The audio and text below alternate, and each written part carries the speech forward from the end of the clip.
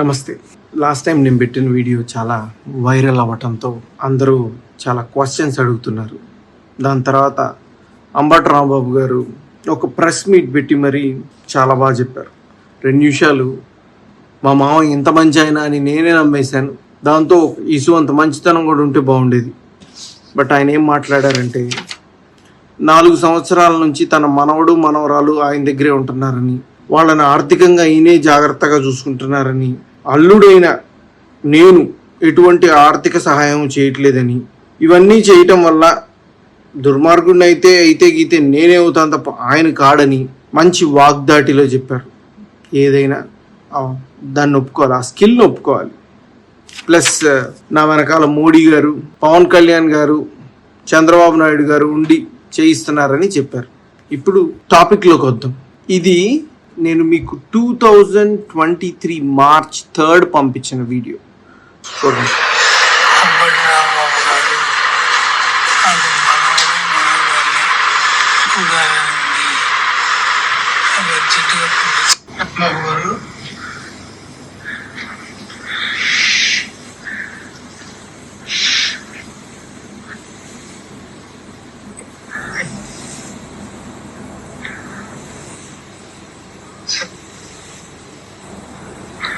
ఆయనకి మాట కూడా రావట్లేదు రాంబాబు గారు.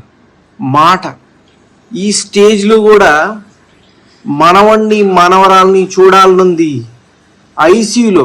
ఇవన్నీ నేను మీకు ఎన్ని వీడియోస్ ఎన్ని మెసేజెస్ పెట్టాను. I'm ready to do anything. నాకు నా తండ్రి ఆఖరి క్షణాల్లో ఉన్నారు. మార్చ్ 22 నా తండ్రి మరణించినప్పుడు తన మనవణ్ణి మనవరాల్ని చూసుకోలేదని ఒక తాత తన గుండెల మీద ఎత్తుకొని పెంచిన మనవణ్ణి మనవరాల్ని చూసుకోలేదని ఎంత కృంగిపోయి ఉంటారో నీ ఊహకి తెలుసా? ఇదేనా మీ మంచితనం? దీని గురించేనా మీరు మాట్లాడుతుంది?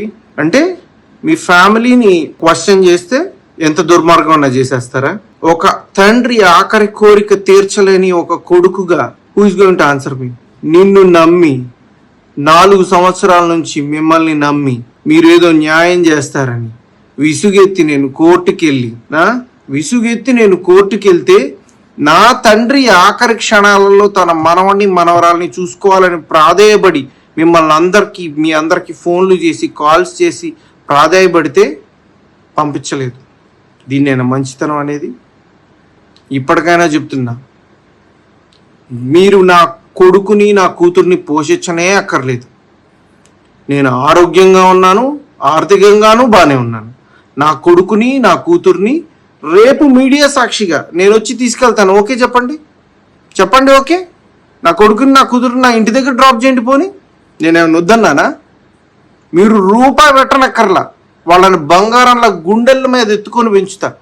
నాన్న అని 4 సంవత్సరాల నుంచి నాకు వాళ్ళకు దూరం చేసి మనిషిలోని ప్రాణాన్ని తీసేసి ఎటువంటి తప్పు చేయలేదు అని ఎలా బుకాయించగలుగుతున్నారండి మీరు?